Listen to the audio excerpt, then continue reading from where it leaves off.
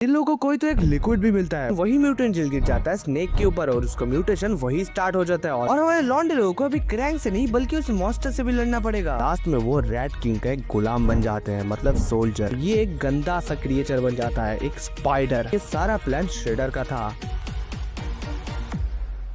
तो इस कार्टून का एक्चुअली बैक स्टोरी क्या है ये मैं आपको बता देता हूँ। तो कई साल पहले की बात है, स्प्लिंटर चच्चा एक इंसान हुआ करते थे और ये चच्चा तभी एक स्टोर से निकलते हैं कुछ कच्चे लोगों को लेकर। लेकिन चच्चे के बहुत ही कीड़ा होता है तो वो कुछ लोगों का पीछा करने लगता है, जो कि अचानक से चच्चे के ऊपर एक लिक्विड फेंक देते हैं, जिससे कि ये चच्चा इंसान से चूहा बन जाते हैं और ये लोग इंसानी टर्टल्स बन जाते हैं। अब आता है कहानी के टाइमलाइन पर और उसके 15 साल बाद हमको कहानी दिखाया जाता है। आज इनका 15 बर्थडे था, बोले तो फुल पार्टी मोड ऑन, पर इनके मन में एक ही बात था कि बाहर की दुनिया कैसे है। स्प्लिंटर चच्चा मतलब जो चूहा बन गए थे, इन लोगों का भी मास्टर है, तो ये चच्चा इन ह्यूमन टर्टल्स को निंजास ट्रेनिंग देते हैं। तो जैसे ये लोगों का 15 बर्थडे था तो ये लोग निकल जाते हैं बाहर की दुनिया घूमने के लिए। लेकिन भाई जब ये 4 नमूने बाहर निकलता है गटर से, तभी इन लोगों को पता चलता है कि बाहर की दुनिया कितना सुंदर है। उनकी फटी की फटी रह गई थी लाइट्स, गाड़ी और पूरे न्यूयॉर्क सिटी देखकर। और ये लोग तो फुल ऑन मजे कर रहे थे। रास्ते में इन लोगों को कहीं पर तो पिज्जा मिला, चारों मिलकर उसको पेल देते हैं। लेकिन तभी इन लोगों को दिखता है एक सुशील कन्हैया और एक बूढ़ा अप्रैल और उसके पिताजी। उनके पीछे कुछ टाई सूट वाले गुंडे पड़े हुए हैं, जो एक्चुअली एलियंस है। और इन लोगों का असली नाम होता है क्रैंक। और ये एलियंस इन लोगों को किडनैप करने में ही तुले थे। वो क्यों, ये हमको कहानी में आगे पता चलेगा, तो कहानी में बने रहना। तो हमारे 4 नमूने निकल जाते हैं इन लोगों को बचाने के लिए, पर सीन यहीं पर खत्म नहीं होता है। ये इन लोगों का पहला फाइट होता है जो कि रियल था और यहीं पर ये लोग मार खा जाते हैं। और ये सुशील कन्हैया और इस बुढ़ाओ को लेकर ये सिग्मा मैन उठा के चले जाते हैं। उसके बाद गटर पर आकर इन लोगों के घर पर आकर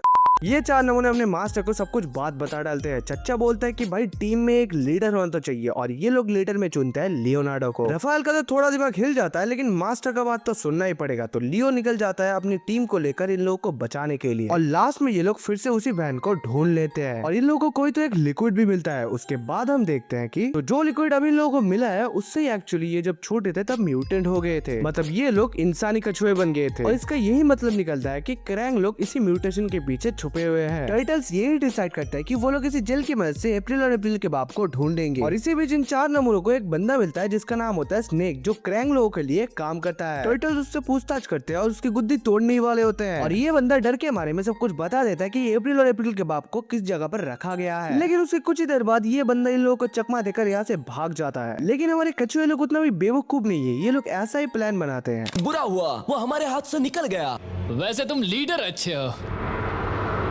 और ये लोग बहुत ही खुफिया तरीके से इन लोगों के बेस में घुस जाते हैं। और क्रैंक लोगों को भी पता चल गया था कि निंजास हमारे अड्डे पे घुस गए हैं और यहीं पर कलेश स्टार्ट होता है। और इसी फाइट के दौरान वही म्यूटेंट जेल गिर जाता है स्नेक के ऊपर और उसका म्यूटेशन वही स्टार्ट हो जाता है और वो बन जाता है एक अजीब सा क्रिएचर। और हमारे लॉन्डे लोगों को अभी क्रैंक से नहीं बल्कि उस मॉन्स्टर से भी लड़ना पड़ेगा। और इस मॉन्स्टर के पास बहुत ही अलग टेंटिकल्स भी होता है, जिससे कि ये हमारे लॉन्डे लोगों के ऊपर हमला करने लगता है। लेकिन इसी बीच यहाँ पर लियो दिमाग लगाता है और वो एक प्लान बना लेता है। ये दोनों क्या करते हैं कि जहाँ पर पावर सोर्स होता है वहाँ पर ही उठकर इन लोगों को चिढ़ाने लगते हैं, जिससे कि क्रैंक लोग उसी क्रिएचर के ऊपर हमला करने लगता है और वही हमला जाकर लगता है उसी पावर सोर्स के ऊपर। और वहाँ पर बहुत ही बड़ा ब्लास्ट होता है, जिससे कि ये क्रिएचर वहाँ पर खत्म हो जाता है। लेकिन किस्मत यहाँ पर फिर से धोखा दे देते हैं। क्रैंक लोग अप्रैल के बाप को लेकर हेलीकॉप्टर से निकल जाते हैं वहाँ से। टर्टल्स अप्रैल के बाप को तो बचा नहीं पाया था, लेकिन अप्रैल यहाँ पर बच जाता है। कहानी में ट्विस्ट तब आता है जब हम देखते हैं दूर जापान में पुराना एक दुश्मन दिखाया जाता है और ये कौन है इसका राज कहानी में आगे खुलेगा। तो उसके बाद कहानी मोड़ बदल लेता है। सड़क पर अपने 4 नमूने यानी कि लियो, डॉनी, माइक और रफाएल एकदम खतरनाक मिशन पे निकलते हैं। ये लोग चुपचाप क्रैंक पर नजर रख रहे थे, सब कुछ एकदम स्मूथ चल रहा था। लेकिन तभी यहाँ पर एंट्री होता है एक मोटा सा आदमी जिसका नाम होता है विक। लेकिन तभी वहाँ पर क्रैंक और टर्टल्स की दुश्मनी शुरू हो गया था। लेकिन विक यहाँ पर शाना निकला, वो अपने फोन से टेरर्स का वीडियो बना लेता है। तो गाइस अगर इन लोगों का वायरल हो गया तो इन लोगों का आइडेंटिटी रिवील हो जाएगा, जिससे कि बहुत ही खतरा हो सकता है। लेकिन रफाएल का टेम्पर हमेशा की तरह हाई रहता है। उसने क्या किया कि विक का फोन तोड़ने का कोशिश किया, लेकिन ये मोटा तो भाई बहुत ही शान निकला, ये वहाँ से कल्टी मार लिया। और ये सब कुछ निपटाने के बाद ये लोग जाते हैं अपने गटर पर, जहाँ पर मास्टर सब कुछ सुनता है और यहाँ पर रफाएल की क्लास लेता है। मास्टर यहाँ पर रफाएल को बहुत ही अच्छे तरीके से समझाता है कि गुस्सा बहुत ही खराब चीज होता है। और तभी यहाँ पर मास्टर का पास दिखाया जाता है और यहाँ पर हमको ये दिखाया जाता है कि मास्टर जब नौजवान थे तभी इनका एक बहुत ही अच्छा दोस्त हुआ करता था जिसका नाम था श्रेडर। और ये दोनों पहले बहुत ही अच्छे दोस्त हुआ करते थे, लेकिन ये दोनों मिलकर एक ही लड़की को पसंद करते हैं और मास्टर यहाँ पर उसी लड़की को फंसा लेता है, जिससे कि क्या होता है श्रेडर को बहुत ही गुस्सा आता है और इसी गुस्से में श्रेडर यहाँ पर मास्टर की पूरी जिंदगी खत्म कर देता है। मास्टर ये सब कुछ जब राफेल को समझा रहे थे, इसी बीच क्रैंग लोग विक को उठाकर वहाँ से निकल गए थे क्योंकि वो वीडियो क्रैंग लोगों को चाहिए था। लगता है भाई ट्विस्ट अभी आने वाला है, अपन को फील हो रहा है। ट्रेटर्स को यहाँ पर पता चल चुका था कि विक यहाँ पर मुश्किल में है। लियो, डॉनी और माइक की निकल पड़ते हैं उस मोटू को बचाने के लिए और राफेल को ये लोग पीछे ही छोड़ देते क्योंकि राफेल अभी भी बहुत ही गुस्से में था। तो हमारे लॉन्डे लोग चुपके से इस मोटू को बचाने की कोशिश करते हैं, लेकिन ये मोटू वहाँ से शोर कर देता है और क्रैंग लोगों को सब कुछ पता चल जाता है। और यहाँ पर क्या होता है, ट्रेटर्स और क्रैंग के बीच में फाइट स्टार्ट हो जाता है और फाइट के बीच में ये मोटू भाई अपने फोन के लिए इधर उधर घूम रहा होता है। और यहाँ पर क्या होता है, फिर से वही म्यूटेंट जेल इस मोटू के ऊपर गिर जाता है और ये एक गंदा सा क्रिएचर बन जाता है, एक स्पाइडर। और ये मोटू स्पाइडर भी टर्टल लोगों को बचाने की वजह इन लोगों से भिड़ने लग जाता है और एक्चुअल में ये बहुत ही पावरफुल भी होता है। ये अपने मुंह से कोई तो एसिड थूक रहा था और भाई हमारे लॉन्डे लोगों का जान हलक तक पहुंच गया था। ऐसा लग रहा था कि ये लोग भाई टपकने ही वाला होता है, लेकिन तभी एंट्री होता है हमारा असली हीरो यानी कि राफेल की। लेकिन इस बार राफेल गुस्से में नहीं आया था, दिमाग से डिसीजन लेता है और स्पाइडर को इधर उधर घुमा के एकदम थका देता है। और लास्ट में ये चारों भाई इस मोटू के ऊपर अटैक भी करते हैं और ये मोटू वहाँ से दुम दमा के भाग जाता है, फट्टू साला। तो कछुए पार्टी में सब कुछ सही चल रहा था, पर अपना माइकी थोड़ा सा उदास था। लेकिन माइकी को चाहिए था एक ह्यूमन फ्रेंड जिसके साथ वो हर समय चिल कर सके। और दूसरी तरफ हम देखते हैं मास्टर का जानी दुश्मन यानी कि श्रेडर दो बंदे को भेजता है इन लोगों को टपकाने के लिए, जो भाई बहुत ही पावरफुल होता है, आप लोग देख ही सकते हो।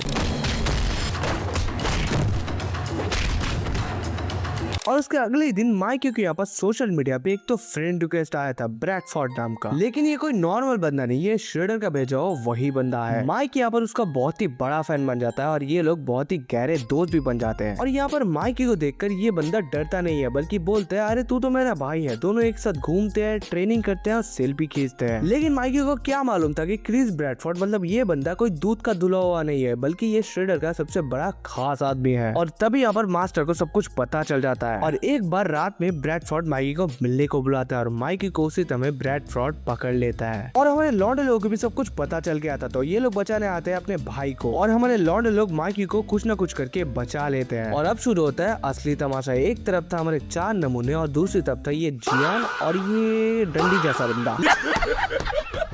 लेकिन ये दोनों मिलकर टर्टल्स के ऊपर भारी बनने की कोशिश कर रहे थे, लेकिन हमारे लॉन्डे लोग इन लोगों का बहुत ही अच्छे तरीके से खातिरदारी करता है। और हमारे लॉन्डे लोग इतना चालाक होता है कि इन दोनों को लास्ट में पानी में ही बहा देते हैं। माइकी थोड़ा सा सैड होता है, पर उसको खुशी था कि उसके पास बहुत ही अच्छे अच्छे भाई है जो हर लफड़े में उसके साथ देता है। उसके अगले दिन हम देखते हैं अप्रैल बेचारी अपने अपार्टमेंट से बाहर निकल रहा होता है, तभी उसको पता चलता है कि उसके पीछे कोई तो है। और तभी वहाँ पर एक अजीब सा म्यूटेंट कबूतर प्रकट हुआ और अप्रैल का फटके वहाँ पर 4 हो जाता है। वो तुरंत एक बिल्डिंग में घुस के अपनी जान बचाने के लिए ये सारा लफड़ा को लेकर वो पहुंचे हमारे 4 नमूने के पास। मास्टर यहाँ पर बहुत एक अच्छा प्लान बनाता है कि उस कबूतर को कैसे पकड़ा जाए। उसी प्लान के मुताबिक ये लोग अपना काम स्टार्ट करते हैं। लेकिन भैया ये कबूतर तो बहुत ही अच्छा निकला। ये बताया कि ये कोई दुश्मन नहीं है, बल्कि ये अप्रैल के पापा का बहुत ही पुराना दोस्त है जो म्यूटेंट हो गया है। और उसने ये भी जानकारी दी कि अप्रैल के पापा कहाँ है। तो उसी बात के मुताबिक ये लोग निकल गए रेस्क्यू मिशन पर। लेकिन वहाँ पर जब ये लोग पहुँचते हैं तो यहाँ पर हुलिया ही चेंज होता है। पप्पा तो मिल गए थे, लेकिन यहाँ पर रास्ता उतना आसान नहीं है भाई। हमारे डॉनी को ये पता चलता है कि क्रैंग एलियंस शहर में बॉम्ब बिछाए हुए हैं सभी लोगों को म्यूटेंट बनाने के लिए। और ये नल्ला माइकी यहाँ पर बेल बजा दिया था और क्रैंग लोगों का फौज इन लोगों के ऊपर टूट पड़ी। अप्रैल के बाप को तो बचा नहीं पाया, पर बॉम्ब डिफ्यूज करना ज्यादा जरूरी था, वरना न्यूयॉर्क सिटी कबाड़ा बन जाता। टर्टल्स लोग जब बॉम्ब डिफ्यूज करने जाते हैं, रास्ते में वही जियान और लेंडी फिर से प्रकट हो जाते हैं। तो इसी बीच क्या होता है कि ये तीनों भाई यहाँ पर इन दोनों से भिड़ना स्टार्ट कर देता है, लेकिन डॉनी यहाँ से निकल जाता है बॉम्ब को डिफ्यूज करने के लिए। लास्ट में डॉनी यहाँ पर वो बॉम्ब डिफ्यूज भी कर लेता है, लेकिन ये दोनों का वो म्यूटेंट जेल वहाँ पर ब्लास्ट कर देते हैं। और इसी बीच उसी छत पर यहाँ पर कोई और नहीं श्रेडर आ पहुंचता है। राफेल ने सबसे पहले यहाँ पर हीरो बनने की कोशिश की, लेकिन श्रेडर यहाँ पर एक हाथ से उसको एकदम कचरा की तरफ फेंक दिया। श्रेडर इतना फास्ट होता है कि ये चारों को अकेला ही बीट कर रहा था। श्रेडर इन चारों को खत्म करने ही वाला होता है, लेकिन तभी इन दोनों भड़काऊ यहाँ पर म्यूटेंट हो जाता है और तभी श्रेडर का ध्यान भटक जाता है। और इसी चीज का फायदा उठाते हुए हमारे हीरो लोग वहाँ से कल्टी मार लेते हैं। लेकिन भाई ये बला अभी भी टली नहीं है, ये तो बस शुरुआत है। तो उसके बाद हम देखते हैं यहाँ पर एक सिर्फ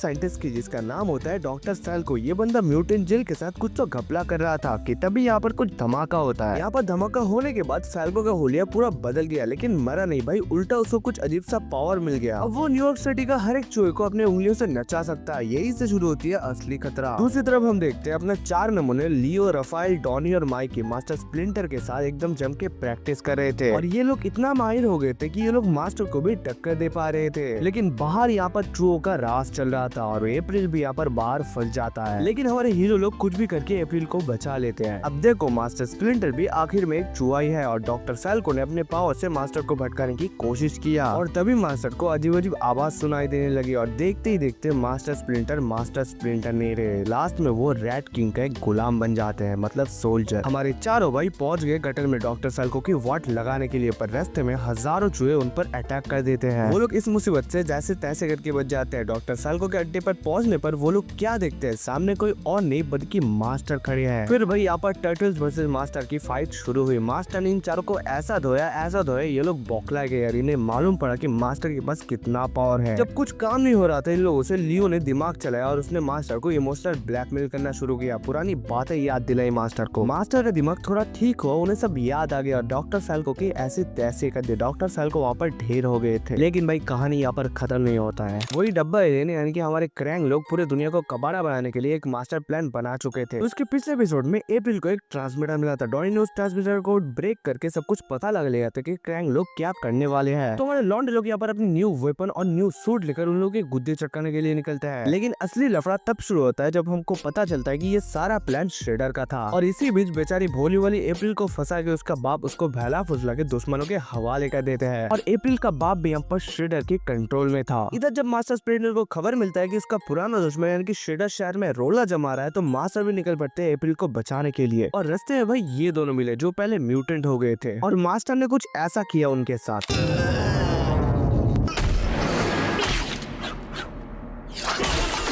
लेकिन जब भी मास्टर अप्रैल के पास पहुंचे तो उनको पता चला ये तो एक जाल है। सबसे बड़ा झटका तब लगा जब श्रेडर ने बोला मास्टर तेरी बेटी मरी नहीं है। तो श्रेडर ने क्या किया था कि उसे नन्ही बच्चे को उठाकर वहाँ से लेके आया था ताकि मास्टर के साथ उसका बदला पूरा हो सके। ये सब सुनकर मास्टर एकदम अंदर से टूट जाते हैं और फाइट में वो ढीला पड़ जाते हैं। दूसरी तरफ हमारे टर्टल्स क्रैंक के मेन बेस टेक्नोड्रॉम में घुस चुके थे। वो एक बड़ा सा पोर्टल बन रहा था जो कि दुनिया का वार्ड लगा सकता था। लेकिन तभी मास्टर को अपनी बीवी की याद आती है और अपने दुख को वो ताकत में बदल लेते हैं। और मास्टर ने श्रेडर को ऐसा धोया है जो कि आप देख ही सकते हो। और जैसे तैसे करके वापस से मास्टर निकल आते हैं। और इधर हमारे 4 नमूने इनसे बचते ही जा रहे थे, अटैक कर ही नहीं पा रहे थे वो लोग इनके ऊपर। इसी बीच यहाँ पर एक बड़ा सा गोरिल्ला जैसे बंदा यानी कि क्रैंक प्राइम यहाँ पर आ जाता है। और लास्ट में यहाँ पर लियो ने टेक्नोड्रोम का पावर सोर्स तोड़ देते हैं जिसके यहाँ पर बहुत ही बड़ा एक ब्लास्ट होता है। लेकिन भाई इससे बात नहीं बनता, ये जो पोर्टल बना था उससे यहाँ पर क्रैंक लोगों का बॉस दूसरे दुनिया से इस दुनिया में आ चुके थे। लेकिन इसी बीच यहाँ पर एक और मुसीबत हो जाता है। यहाँ पर अप्रैल को उठा लेते हैं ये क्रैंक लोग। तो हमारे 4 नमूने निकल जाते हैं क्रैंक लोगों के स्पेसशिप पर। क्रैंक लोग अप्रैल को इसलिए बंदी करके रखे थे कि अप्रैल के पास बहुत ही ज्यादा मेगल एनर्जी है जिसका यूज करके ये लोग दुनिया पे राज कर सकते हैं। लेकिन हमारे टर्टल्स लोग यहाँ पर एंट्री मार देते हैं और इसका गुद्दी चटका देते हैं और अप्रैल को लेकर ये लोग निकल जाता है। लेकिन बीच रास्ते में भाई वो